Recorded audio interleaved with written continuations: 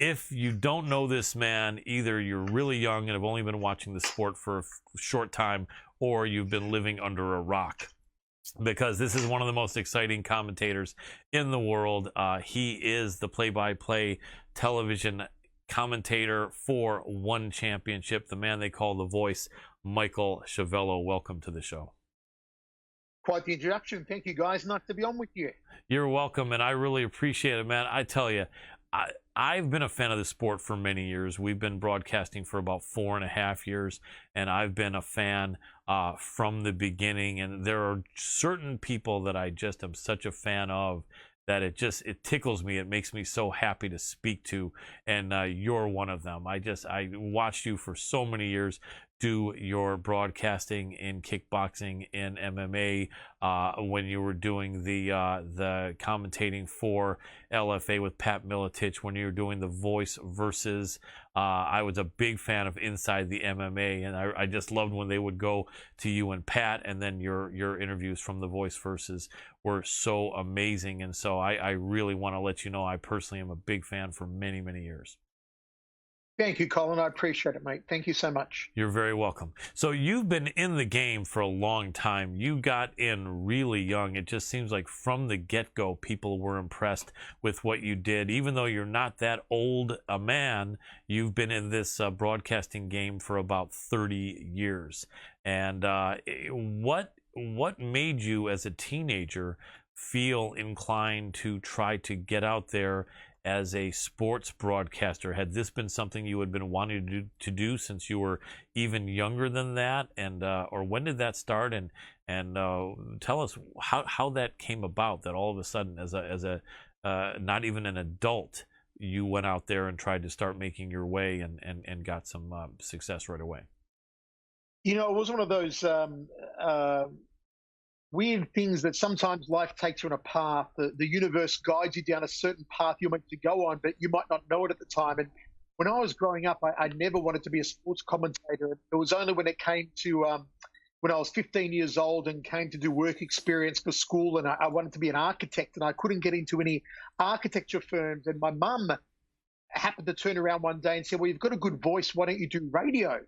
And so I wrote to the radio station I listened to, and they said, come in and do work experience with them. And literally it was a light bulb turned on in my mind, and all my dreams of becoming an architect went away. And all I wanted to do after that was broadcast and media. So I started in radio and later in print. And then, of course, I started in television later as well when I was 20, 21 years old.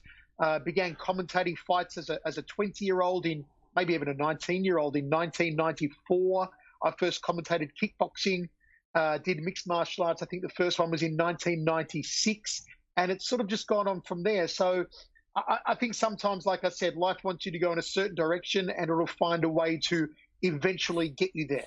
Without a doubt. I love to hear the story about your mother as well. My mother was a big advocate in getting my brother, when he was quite young, to go toward a career as an executive chef, and she gave him the idea. She actually made a first introduction, and of course you don't start as an executive chef. You start as one of many cooks making salad or something that's quite easy, but it gave him a long career as an executive chef. If it weren't for my mother, I don't know he would have discovered it. So that's probably the case. I'm sure you probably thanked your mother quite a few times, because had she not mentioned you have a good voice and mentioning radio, perhaps you may never have thought of that, thinking about architecture, right? No, I would never have thought about it. And, you know, when I was young and thinking back, and I hope to think back on all this stuff when I wrote my book that came out last year, Goodnight Irene, and to recall these stories. And when I was growing up, I'd always be commentating sports events out loud, imaginary sports events, football games and tennis games and wrestling matches in the backyard, while my mum was hanging washing on the line. So she would always see me doing these imaginary sports commentaries, but I thought nothing of it. I thought every other boy did this. It was just my imagination, you know, and I'd commentate these entire wrestling matches and make these wrestling organizations and make up my own wrestlers and do them aloud. And mum heard it, I suppose. And, you know, mothers have that great instinct about their children. And I guess, as always, she was spot on the money. That's wonderful. And I'm sure she's been a fan probably your entire career. Is she still with us or no? She is, and sometimes she'll tune in and watch bits and pieces of the shows along with my dad. They enjoy watching One Championship, and a couple of times back in the day, she came to some K1 events. She enjoyed watching someone like Mark Hunt. She watched Mark Hunt back in 2001 when he won the K1 Grand Prix Oceania version. So yeah, sometimes she enjoys it. Absolutely, I can imagine. So many things, man. Literally, as big a fan as I am of your work, I could probably talk to you for like 3 hours. And so I'm trying to rack my brain to think of as many things as I want to ask you. So forgive me if it seems like it's going to be almost random in the questions I throw out there, but I'm trying not to forget, because I'm sure, as you know, as an interviewer, even at your level, once in a while an interview ends with someone and you say to yourself, I wanted to ask this and that question and I forgot. So I'm gonna do my best, because I really appreciate your time. Okay, first off, a fight that I refer a lot of people to when I'm talking about someone who's meant to be a fighter, and that's also a fight that the finish was so exciting, but also the comeback. So the fight I'm referring to, and you were doing play-by-play, was probably about 10 or 12 years ago. It was, I think, either the first or second kickboxing matches between Errol Zimmerman and Badr Hari. And it was the one where you yelled out the big kibosh, which is one of your great sayings, right? As well as Good Night, Irene. But that overhand, I think it was an overhand right that Zimmerman landed on Badr Hari. That was insane. That had to be one of the hardest punches I've ever seen or heard. And Badr Hari hit the ground sitting on his butt. And most people would have thought that fight was over. If anyone else had, I mean, he bounced off the ropes and fell on the ground. And you were screaming, as I was. How the heck? I mean, the fact that he just sat there for a few seconds, shook out the cobwebs, and got back up at win. To me, I point out that's how you know you're in the right career, when you can get hit like that and get back up. But what did you think of that punch? Did you think Badr was going to recover and had much of a chance of winning, or what was your thought going back in time? Well, it was the 2008 K1 World Grand Prix that happened in. It was the semi-final, I believe, right. And I think it was a quarter. I think the quarter Badr beat Peter Ertz. I think it was Errol in the semi-final. But the thing I remember about it is a couple of good stories here. First of all, Badr came into that tournament as one of the favourites. He made it all the way to the final, and before he got red carded against Remy Bonjaski. Yep. For those that haven't seen it, I think it's probably my favourite K1 Grand Prix of all time. So if you get a chance to watch it, it's on YouTube. Watch the whole tournament. It was amazing. Did I think that Badr was going to come back after Errol knocked him down? Yes. Because the thing about Badr we saw throughout his whole career is once he got knocked down, he always came back stronger. Ruslan Karayev knocked him down, and he came back stronger. Errol Zimmerman knocked him down and he came back stronger, and he comes back to knock people out. It's just something about Badr. People can say Badr doesn't have, a great jaw. True, because he gets knocked down, but then usually after getting knocked down, he'll get back up and knock his opponent out. The other interesting thing about that one, Colin, was that I remember Will commentating that with the late Kimbo Slice. And there was talk at the time about Kimbo maybe signing to K1. And I believe that fight in particular was one of the big reasons why Kimbo never signed to K1, because he saw, a killer like Errol Zimmerman knock down Badr Hari, and people thought that Badr Hari was gone for all money. And then Kimbo sees Badr get up and knock the daylights out of Errol Zimmerman in this brutal KO. And I think Kimbo looked at that and said, I don't want any of this K1 junk. I'm going to go to mixed martial arts. I don't want anything to do with K1 and Badr Hari and fighting these guys. So it's a very memorable fight that's always etched into my mind. Without a doubt. I mean, there were so many great fights there. And I remember, I'm a few years older than you. And so I've been watching as long as you have, perhaps even a little bit longer, ever since I was a kid. And I remember just immersing myself in all combat sports. First it was boxing, because that's all there was. Then it was full contact karate, which they called it before kickboxing. right? And then they had K1 came along, and then you also had like World Shidokan Open. Remember, where it would be 3 different styles of fighting, right? I still remember there was a Polish guy that kept winning that. I started with a K. I always forget the guy's name, but you know, very tough. And then there was Kung Lee doing San Shu. And I would watch everything there was to watch. And then friends of mine would get VHS tapes from Europe and from Asia. And the K1s were so amazing with people like Peter Arts and Ernesto Hust.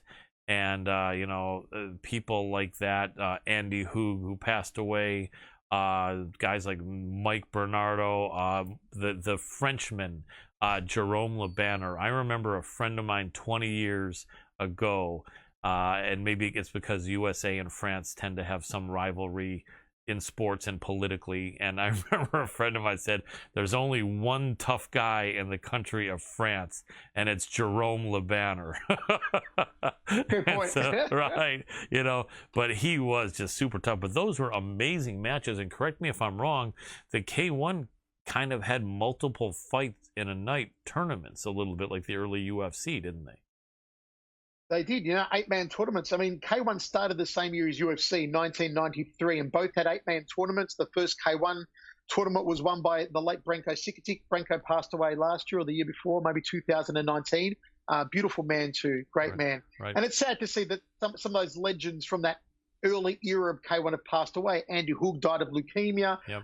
Mike Bernardo took his own life. You know, a few of them are gone, but so many of them are still with us. Peter Ertz and Semi Schultz, Ernesto Hust, Jerome Le Banner, Ray Sefo, you know, Stefan Leko, Milko Krokop. The list goes on of all-time great K1 competitors. And I don't think there'll ever be another time like it. Certainly organisations have tried to replicate it, but no one has, and no one will come close, I believe, because in its time, in its heyday, there was nothing like K1. Walking down the streets in Japan, the way those guys were mobbed like rock stars, the ratings on Fuji TV, the national broadcaster in Japan, the money those guys were paid, and just the marketing and the merchandise and all of it rolled together was just something extraordinary that I don't think will ever be replicated again. Yeah, I think you're right. And they just had such great characters built. Peter Arts with that Dutch hunting outfit with the hat and the plaid vest, you know. Yeah, you know, Peter was the Dutch lumberjack, and he'd come out with, you know, he'd fight Mike Bernardo. And the thing was there, the guys used to play up in it. See, Mike Bernardo was a very God-fearing man, a devout Christian.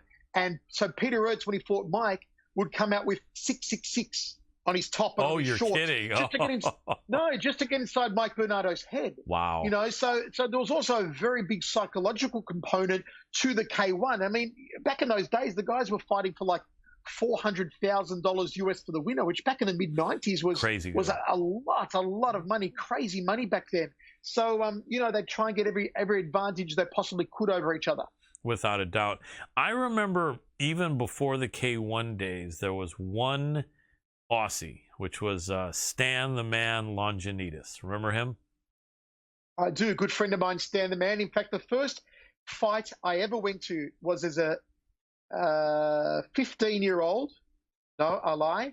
17-year-old, December 6, 1992. This is where my love affair with fighting, in particular kickboxing, started. It was the night that Stan the Man Longinidis defeated the great Dennis Alexio, who we know from the movie Kickboxer. Yep. Broke Dennis's leg with a single kick in about 14 seconds. Yes. I was there. And that's amazing because I watched that fight live as well. I think it may have been a rare kickboxing or full contact karate pay-per-view. Was it like World Martial Arts Challenge or something like that? No, that World Martial Arts Challenge would come later. That was a Christopher Cronus production. Christopher Cronus was the biggest Australian promoter at the time, who promoted all of Stan Longinidis' fights against Branko Sikitic when Stan fought Branko, Charlie Siachi, you know, a lot of these guys that Stan fought back then.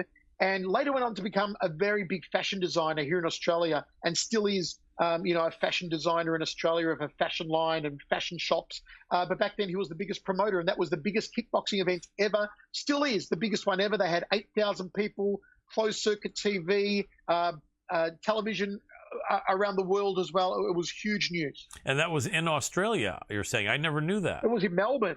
Wow. It was at the old Glass House in Melbourne. It was fantastic. A lot of celebrities came out. A lot of movie people came out. Sports people were there. Alexio was there with his big entourage, including Bob Wall, who we know from Enter the Dragon fame as O'Hara, who fights Bruce Lee. It was an epic night. And so for me, what an introduction to kickboxing, to fighting, as a 17-year-old covering this event for radio and for newspaper, and seeing Stan versus Dennis Alexio, seeing Mitch Mandingo Hello versus Alex Desir who went on to become a bodyguard of Madonna, seeing Michael Cobra Cole take on Darren Hedgecock, to see the late, great Hector Pena against Steve Vick. They were all there that night.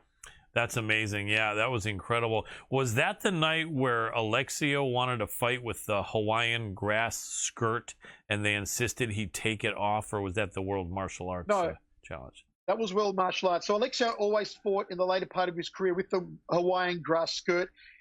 In tribute to his what was then his hometown of Honolulu, Hawaii. Right. The controversy was, though, that it's not proper outfit, of course, to wear for any sort of fight. But B, because Alexio was a master of kicking, particularly the jump turning back kick. Yes. Now, the jump turning back kick, you can see when someone's going to throw a turning back kick through the movement of their hips or their legs. Now, if Alexio is disguising his legs and his hips in particular with a long grass skirt, it's hard to read the early movement to be able to evade those kicks. So this was the controversy from many fighters that fought Alexio, saying he should remove the grass skirt. Also because, it's terribly distracting to have this giant grass skirt waving in front of you when you try to fight a guy. And the famous one where they made Alexio take it off after one round was his fight against Dickie Kimber. That's probably what you're referring to. Right. Yep, Dick Kimber. Right. Yeah. Do you think, I guess there's no way to know, and Alexio certainly had confidence in his skills, but you wonder if he or his corner deliberately wanted to have that accessory to get an advantage, or could it completely have been random? It seems odd if it would have. It would not surprise me at all, and I don't think there's any way that any commission should have allowed it. It's just not fight wear. It's just unacceptable. Wear it to the ring, parade it around, take it off. Fight in commission approved fight wear, and that was not it. But then again, Alexio was was the biggest star in kickboxing in the world back then. Yes. Okay, yeah, there are other big stars around, big guys like Maurice Smith, who was unbelievable, never fought Alexio. But as far as eyes went, eyeballs on TV sets, no one was bigger than Dennis Alexio at the time. And kickboxing was still a struggling sport. Yeah. So to put bums on seats and eyeballs on TV, you would sort of give Alexio a lot of slack. And he made a lot of demands. Even for the Longanides fight, he wanted 12 by 3-minute rounds. He wanted shit in instep protectors worn. He took all the money. He took a $100,000 purse, and Longanides got zero for that. Oh. So promoters were willing to work with Alexio's almost diva demands. And I say that lovingly because Dennis was always a great friend of mine. Sure. Willing to work with him to make his fights happen. Yeah. Yeah, it's interesting. Well, I remember also, and I was just a bit older than you there, so I was a young guy as well. I remember being much more familiar, based in the United States, with Alexio than Longanides. And I felt that this should be a tough fight, but Alexio should win. And when the fight ended that quickly, I think the commentators maybe weren't hearing clear enough what was going on, but I remember there being a bit of a confusion. Certainly I remember it being an anticlimax since it ended so quickly. I think everyone, even the Aussies, would have probably liked to have seen a little bit more action, right? Biggest anticlimax in kickboxing history. Yes. I still think it is. To be honest, it was such a big fight. The thing was, for those that haven't seen it, again, YouTube it after watching this. YouTube Longanides versus Alexio. You'll see it there. Now, what happened was Stan was the hardest leg kicker in the world at that time. He was known for the leg kicks. Alexio was known for the old PKA style, ISKA style, throwing above the waist. So it wasn't Alexio's preferred rule set, which gave Longanides a bit of an advantage, although Alexio, I feel, was a better above waist kicker and a better boxer. And then Alexio throws a low kick Longanides throws a low kick that Alexio checks, his lead leg, I believe it was. And as soon as he puts his foot down on the canvas, he takes like a side step and his leg just snaps. It does the crisp and it snaps. and he's dropped and the fight's over. Now, the controversy was later a couple of theories here. A theory only. I do not want to point fingers. I will put it as a conspiracy theory only. Right. Okay? Right. Is that if one is taking performance-enhancing drugs, Yeah. certain performance-enhancing drugs, it can make bones very brittle. Okay. And if you don't check a leg kick properly, those bones can be brittle when you take on the hardest leg kicker in the world. Yeah. I'm not saying this is true. I'm saying this is a conspiracy theory that went on for years. Right. Okay, as to what happened to Alexio that night. Conspiracy theory number 2 that was implemented by Alexio's team is that they said they checked the canvas, the ring mat, the day before the fight, and they highlighted a hole in the ring mat, in the canvas, that they wanted fixed. There was footage of Alexio bouncing around the ring, supposedly from the day before, with him and Bob Wall saying there's a soft part of the canvas, they need to fix this before the fight.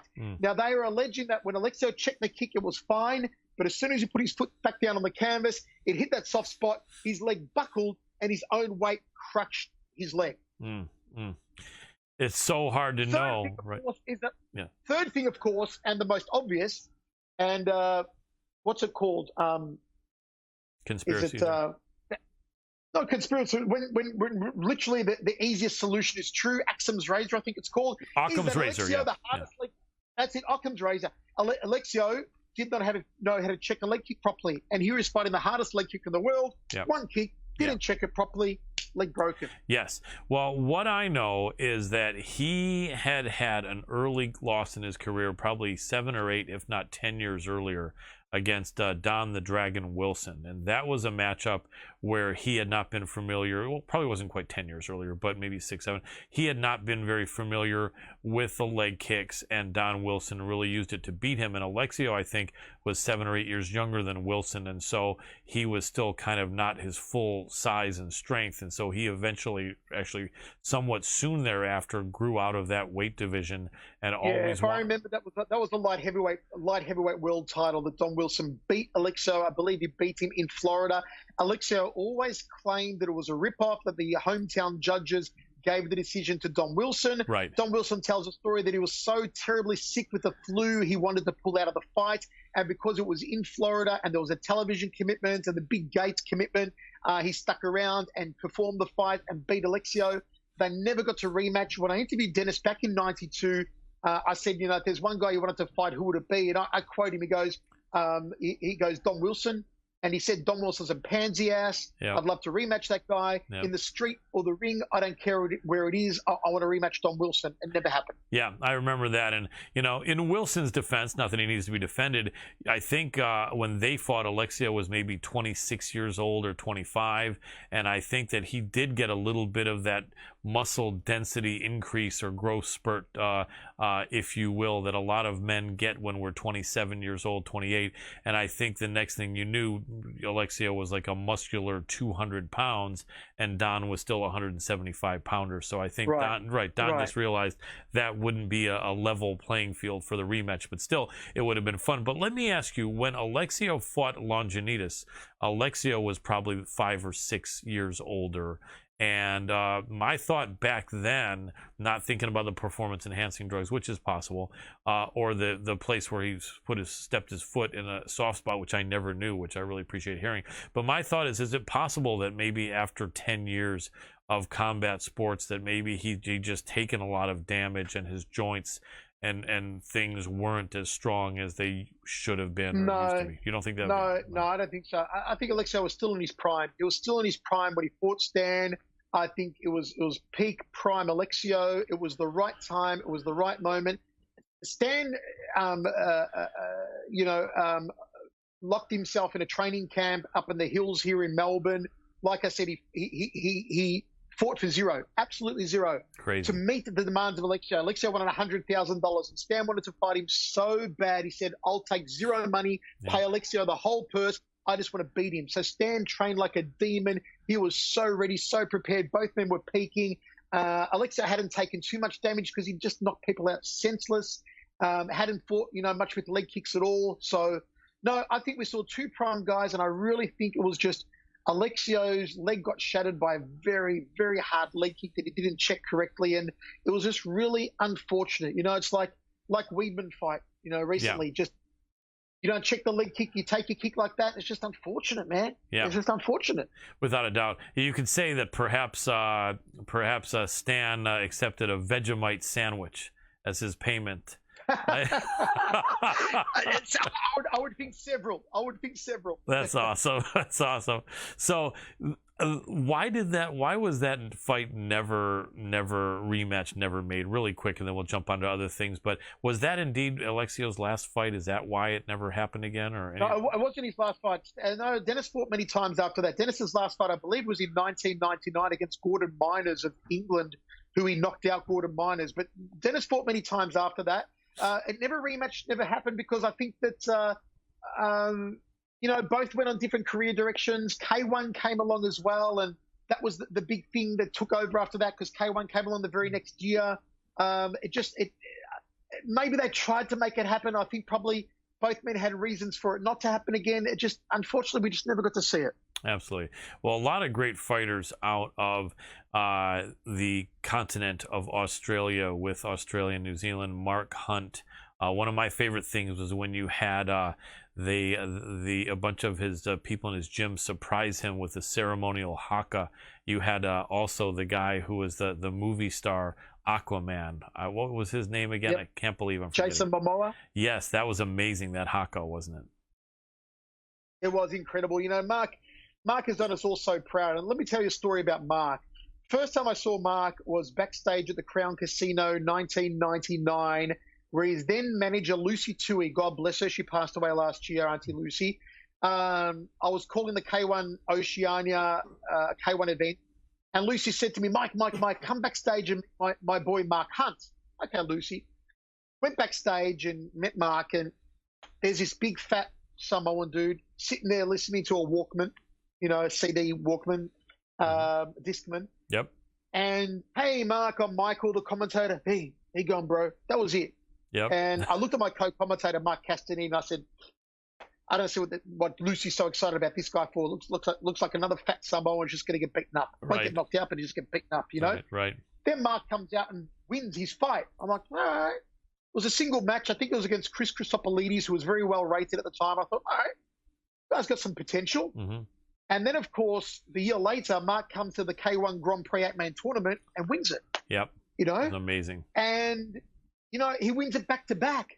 And he goes to the K1 World Grand Prix that year, and he wins the K1 World Grand Prix, and all of a sudden he's the best kickboxer on the planet. And Mark Hunt had no kickboxing pedigree, no boxing pedigree, no martial arts pedigree. He was just a tough Samoan from the bad streets of South Auckland who got into a fight outside a pub one day, knocked a guy out on the street, and the bouncer said, hey, mate, you're pretty good. Do you want to have a crack at kickboxing? And Mark said, yeah, all right. Do I get paid? And bouncer's like, yeah. Mark said, okay. That's how he started. Wow. Incredible story. That's crazy. Yeah, he's amazing. And within 2 years, he was the highest paid kickboxer on the planet in history. Yeah, that's amazing. That's an amazing story. I did not know that, and I'm so glad to learn that because he's an amazing guy, just an amazing, charismatic, tough guy. What a chin. I remember Mirko Krokop would say right leg hospital, left leg cemetery, and I think he kicked Mark square with his left leg, and it did nothing. Mark's jaw was just, Mark's jaw was incredible. The punishment he could take, the punishment he could dish out. I mean, go back and watch Mark Hunt versus Jerome Labano, the 4 fights they had. Go watch the one from the 2001 World Grand Prix, and 16 punches that he hit Jerome with that knocked Jerome out. A year that Jerome was the favorite. I mean, just incredible moments in combat sports history. Absolutely. And I know also another Australian, I think it was in New Zealand, was Sugar Ray Sefo. I think he was New Zealand. Right. Yeah. And Ray was from Auckland. Ray never won the K1 Grand Prix, came close, was a runner-up to Ernesto Hoost in 2000, if I remember. One of my best mates and a guy that's helped my career so much, and I love Ray. And, now he's head of the PFL, of course. Still doing, so much work for martial arts. And, what was he, a 6-7-time world champion from light heavyweight to cruiserweight to heavyweight. Ray was one of the all-time greats. Absolutely. In fact, I've interviewed him about 3 times, I think, on this show, and the last time was about a year or so ago. And I remember we were talking about K1, and I mentioned Jerome LeBanner, how impressed I was with him, and he very respectfully said, "Yes, that was a great fighter." And then I said, "Did you get a chance to compete against him?" And he said, "Yes, I knocked him out. Yeah. I knocked him out in the second round." Didn't just knock him out. It didn't just knock him out. He gave LeBanner the worst knockout of his career. You see, Ray had this technique called the step over right hand. It was taught to him by his then trainer, Lolo Haimuli. So the right leg being at the back, left leg being at the front, he'd come through with an overhand right, but instead of leaving his right leg behind, he'd step through with his right leg. So instead of the punch ending here, he'd step through with his back leg, the punch would end here. So he'd literally punch through the opponent. He caught Jerome with his very technique, and he broke Jerome's jaw, I believe, in 4 places. Wow. It was one of the worst knockouts you'll ever see. Jerome crumpled. Jerome was never the same after that. Wow. Yeah, just super talented. And I love hearing him. I think you and Ray, along with various other people as a third man in the box, did a lot of calls for K1, I think, or Glory, or both. We did. No, we did a lot of calls for K1, some other shows around the world in Vegas and other places, but we traveled around the world commentating for K1, and we just had a ball. You know, Ray's so passionate and so knowledgeable, and you know, wherever we went, fans would just mob that guy. He was like a movie star brought to real life. Absolutely. I want to get your opinion on some big upcoming events, but last, really quick, I was going to say, I can go back possibly further than you remember in Australian combat sports, although I think you may remember this, but you were quite young. I remember Jeff Fennick beating Azuma Nelson, and they called it a draw, and Jeff had won probably 8 rounds out of 12, and he said, "I'll fight him again right now." You remember that one? And then when he You know what? Yeah. And he did fight him again, and you know what year he fought him again? Was the same year that Longinidis fought Alexio, 1992, at Princess Park in Melbourne. Right. That was the year they fought in Melbourne, 30,000 people there. It was a banner year for fight sports in Melbourne that year. It really was. Absolutely. And people don't know, he had problems with his hands for years, being very brittle. And it was such a shame because the last time I think he was 100% as healthy as he could be was when he genuinely beat Azuma Nelson. By the time they fought again, his hands broke in the second round, I think. And it was just a shame because, that was his Jeff is victory. probably the most generally regarded as the greatest Australian boxer ever, multi-time world champion, beat Azuma Nelson eventually, beat Samart Payakaroon. Samart probably regarded as the greatest Muay Thai fighter of all time. Jeff beat a lot of great fighters in his day, and still a very revered figure in Australian sports. I can imagine. I remember here they used to call him the small white Mike Tyson. So good friends with Mike and trained with Mike many years. Did Jeff Fennick, and in Australia he was known as the Marrickville Mauler. He came from Marrickville, Sydney, and that was his nickname here. Absolutely. Well, it's good to know that you know that. Okay, I want to jump on some things. My producers are so excited to get your opinions on some big upcoming fights. So I know you're friends with Ray Sefo, and I know you're with the awesome One Championship, and he's with the PFL. But love to get your opinion on their big card coming up. Coming up, you've got some interesting fights. Lance Palmer against Jesse Stern. You have Moffitt against Jenkins, Schulte against Manflo, and then the main event, Claressa Shields and Brittany Elkins. What's your thought on that big one? Claressa looks like she's getting some great training over at Jackson Wink, and is ready to just go in there and kill it. But the odds makers have her only about a 3-1 favorite. And our last guest, Cindy Dandois, says she thinks Brittany has a good chance in this fight. What are your thoughts in that one? Well, first of all, on the whole card, I don't want to comment too much just because I'm not so immersed in PFL. Sure. I really enjoy watching it. It's a great product, but with so much on my plate with one, I'm not really too researched. I like to watch as a fan, I guess. For sure. But I want Claressa Shields. I like her. Fantastic boxing, bringing it to mixed martial arts. I think it's going to be a tough fight for her. Would I have her as more of a favorite? I watched the interview with Cindy earlier. I think she's right. I think it's going to be a very tough fight for Claressa. I do edge her as the favorite, though.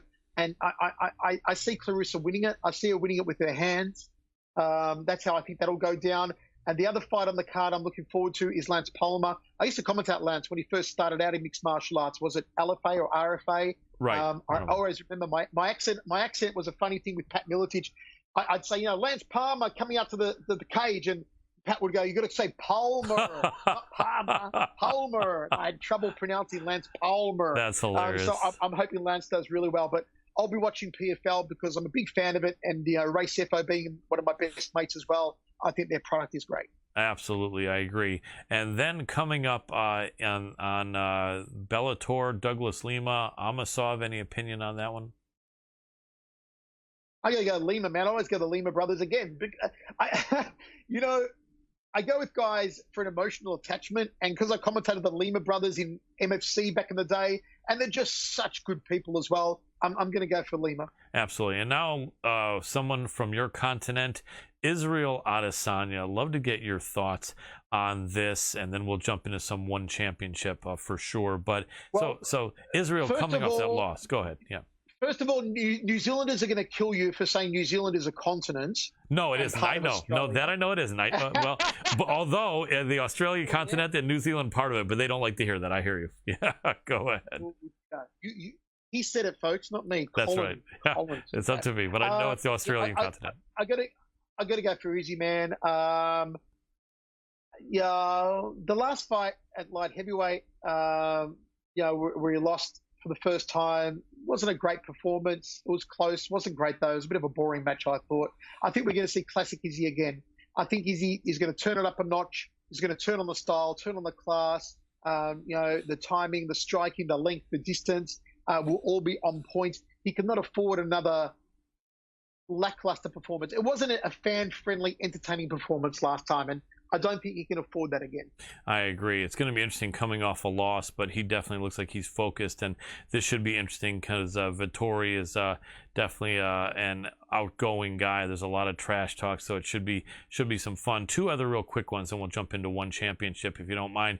Nate Diaz and Leon Edwards, the Brit. This is such an interesting fight because there's a lot of haters of Leon Edwards, although his resume kind of speaks for itself, but for whatever reason, a lot of people feel somehow Leon's going to get exposed here for being not a top-level guy and not a great talent. I don't see necessarily that's going to happen because I don't think that's the truth. But what's your thought on that and how it plays out with him and Nate Diaz, who's just fought, twice in 4 years?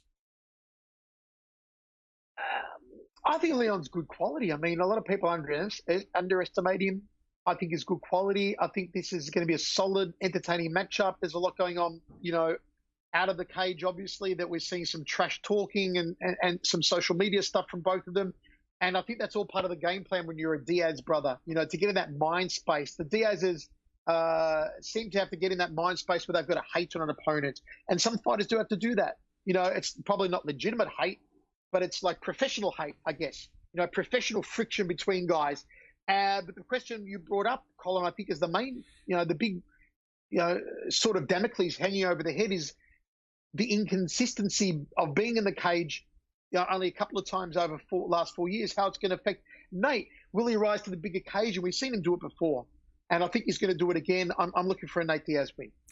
Interesting. That should be definitely a chance for people to make some money then, because he is the betting underdog. And he's about 4-1 underdog. So that should be interesting to see. How about the Aussie, the New Zealander coming up with City Kickboxing, the teammate of Israel Adesanya? We're talking Brad Riddell in a really interesting match with American Drew Dober. To me, that's going to be a banger. Where if you were talking about right, it was going to be the big kibosh. Yeah. Someone might land there, maybe. What do you think? Yeah, I've commentated both guys in the past. Brad, fought one Super Series on the first one Super Series show, I believe. Brad fought, and I've commentated in kickboxing many times in the past. Been a mainstay of Australian, New Zealand scene for a long time. Dober I've commentated too. Oh, if Brad's on, Brad's on. If he's quick, he gets his strikes off, and he's on, and he's moving, and he's so hard to put away, and he can take punishment.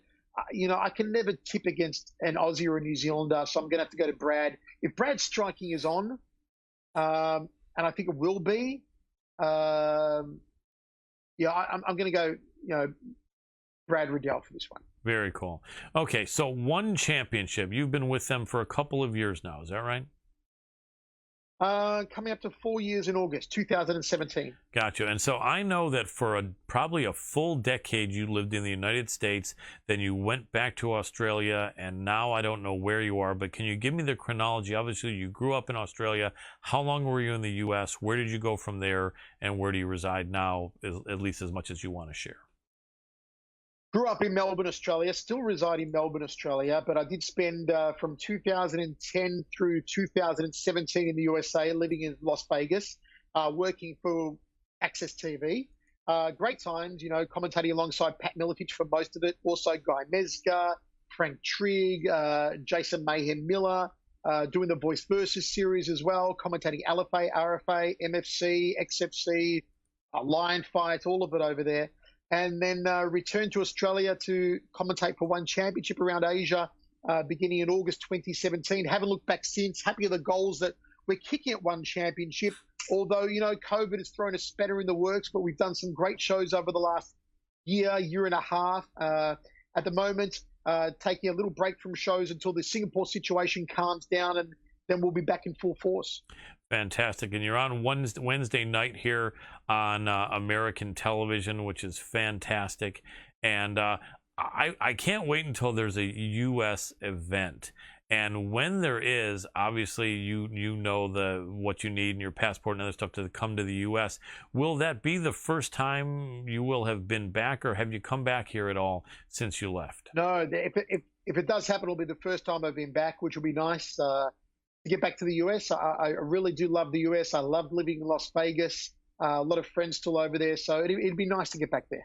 Definitely. What are some of the differences, in your opinion, between the Americans and the Aussies? I think a lot of the rest of the world lump us in together. The difference is a lot of people in the rest of the world don't like us, and I don't think there's anyone that doesn't like Australians. You guys are so likable, fun-loving. I don't think Australia has any other countries angry at them.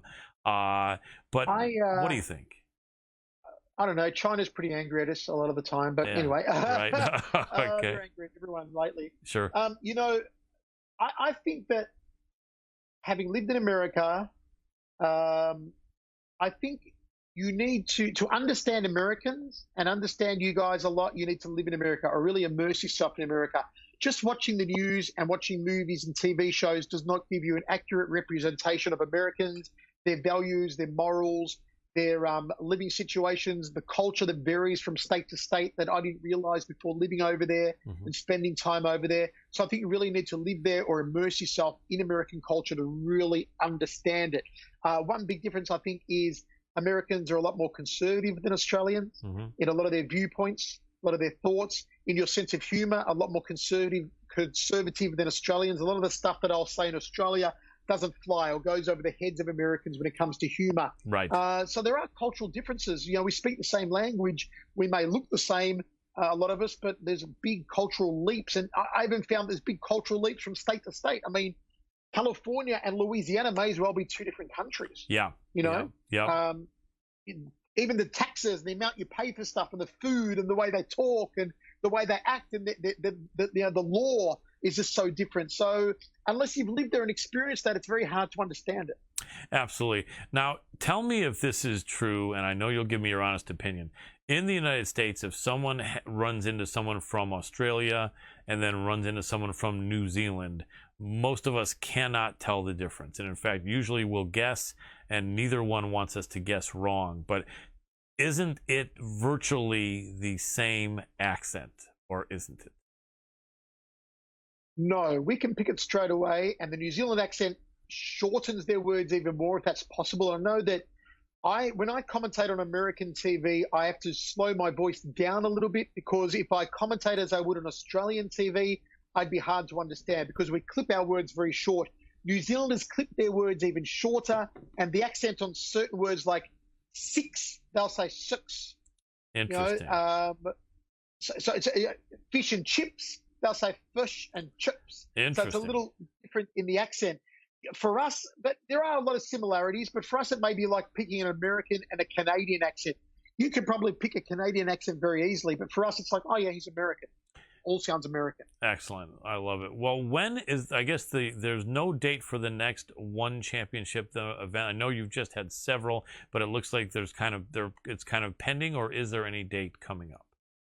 Well, we do have on Friday night Full Blast 2, which is not a live show. It's a pre-recorded show. Fabulous lineup. So make sure you watch it on Friday night. It'll be Saturday morning there in the USA. Saturday in the USA, of course, in the morning. Check it out. After that, no, we don't have any dates locked in at the moment. There's going to be an announcement from Singapore government next week regarding their COVID situation. Also, some other things are in the work I can't talk about at the moment, but we're looking forward to having a big second half of the year and really packing in a lot of shows.